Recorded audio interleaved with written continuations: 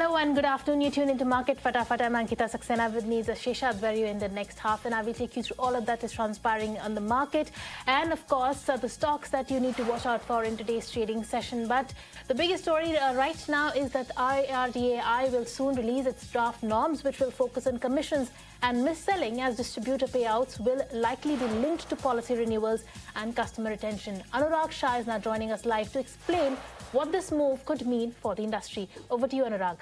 So, insurance regulator IRDAI has collected a lot of data from all stakeholders to come up with a new distribution regulation, and in next few days IRDAI is all set to come up with a draft regulation, the discussion paper on distribution reforms. And as per our sources, the new distribution reforms primarily to focus on three key areas. The first one is commission rationalization, the second one is mis-selling in insurance, and the third one is persistency in insurance policies. So all three are interlinked. So going ahead, major change in insurance space will happen, that the commission will be linked to the persistency of insurance policy. So instead of a high first-year commission, the commission, especially in the life insurance policy, will be staggered for years. So the continuation of policy will be focused. Instead of the sale of policy, the continuation of policy and the customer service will be linked. The second one is the mis-selling. So it is also again linked to the persistency, because a lot of mis-selling complaints are related to the higher commission payout, the first year commission payout. So if commission is linked with the persistency, then mis-selling will also reduce, because the advisor, agent, distributor will have to deal with the policy holder for a longer period. So the proper product, a suitable product, will be offered to a policy holder. And the third one is effort-based commission. So in all distribution channels like agency channel, like bank assurance channel or the brokerage channel, the commission structure will different, and the effort-based commission structure will be there instead of the present uniform commission structure. So all these measures are likely to give boost to the customer service, the customer retention, persistency, on which IRDAI insurance regulator is working from last few months, has collected a lot of data, and in coming days is all set to come up with a discussion paper on new distribution reforms. Anurag, thanks so much for joining us with all those details. So the entire insurance sector in focus on the back of that. But meanwhile, let's also take a look at what the market is doing. And yes, we have recovered from the lowest point of the day, but despite that, continues to be a red start to the week. Nifty is now trading below that 23,200 mark, and we've fallen further a tad bit over the last few minutes. But let's get going then, and this is a show where we discuss all the stocks that are in focus today.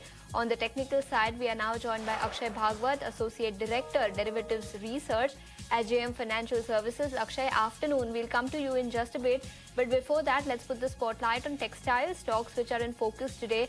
Arvind Limited, Sanathan Textiles are all in focus. This is on the back of a report that has come in from MK, where they say that India is at an inflection point to regain its lost glory. They've initiated coverage on Arvind with a buy rating and a target price of 700.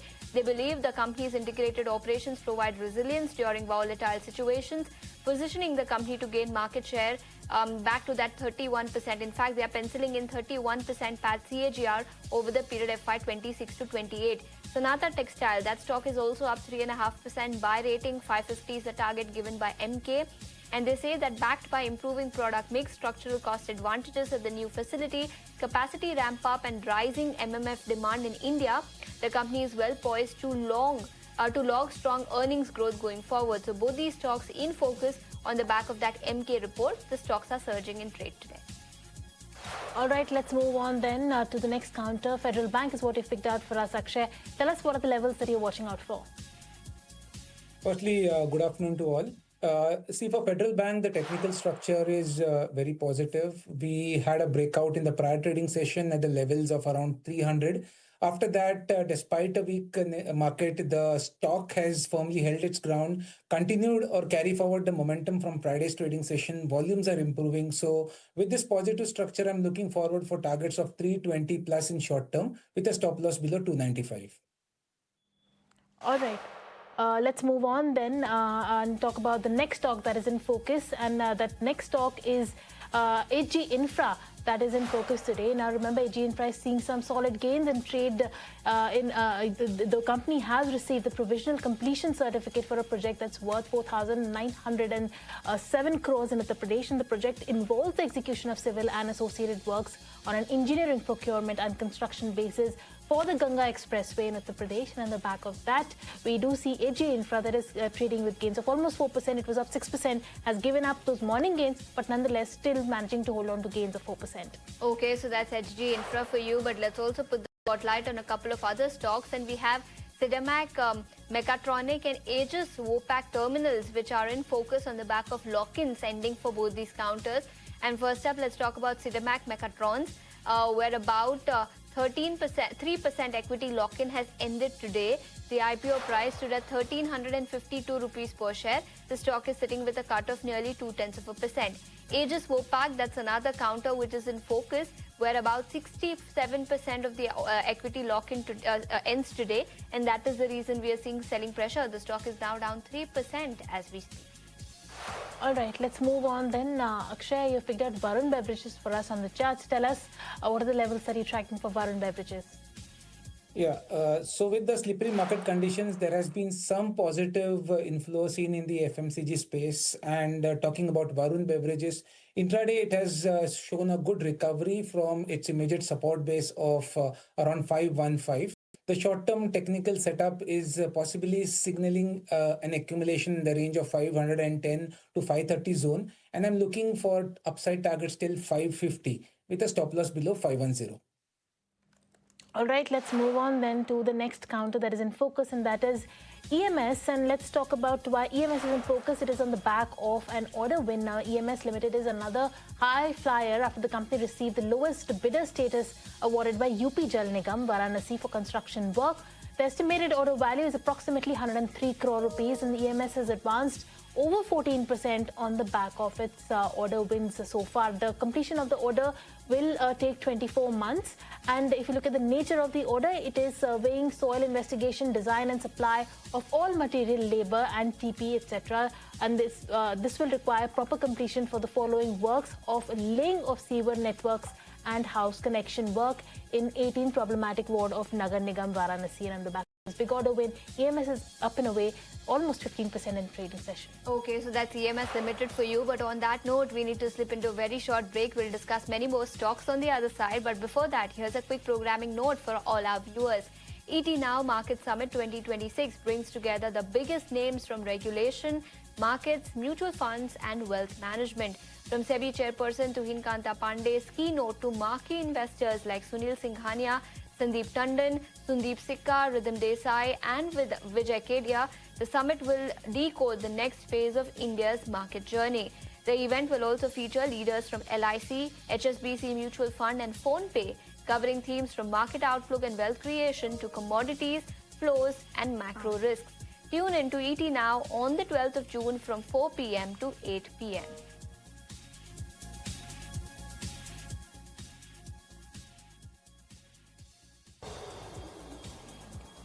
Welcome back. You're still tuned into ET Now, and this is a show where we discuss all the stocks that are buzzing in trade. Let's put the spotlight on IndiGo Aviation then, where the company has released its outlook for 2030, where they're targeting about 40% share in international capacity by FY30. Daily departures are expected to rise by 36% by FY30. And the company has also laid out capacity expansion plans. Core businesses will represent 85 to 90% of their capacity, and cargo tonnage, meanwhile, is expected to grow by about 2 times over the next 4 years. So clearly, very positive outlook that the company has laid for the next few years. But the stock is slipping in trade as the airline outlined an ambitious growth roadmap aimed for transforming itself into a major global aviation player. Avi is now joining us with more details. The stock, despite the ambition, is down 2.5% in trade. Let's talk about Interglobe Aviation that has been making headlines ever since it posted its Q4 results. And the company has come out with a FY30 outlook which looks very promising. The company has guided for a 40% share in the international capacity by FY30 and 550 plus aircrafts in the next 4 years. The company has also guided for a mid-teen growth in CAGR for their availability seat kilometer growth and the cargo tonnage to grow by 1.5 times to 2 times in the next 4 years. The growth engines, which is the XLR plus wide bodies, to make up 10 to 15% of the capacity, which currently is at around 4%, and the core business, which currently is at 96%, which is the A320 family and ATR family, to come down to around 80-85%. The company has also said that the average departures to rise by around 35% to 3,000 departures a day, and the new generation will make up almost 95% of the entire fleet. They have also commented on the overall consumption pattern in India by guiding that the working age group to increase to 1.04 billion people, which currently is at 995 million, and the per capita to also rise to around 3,900 levels, which currently sits at 2,500.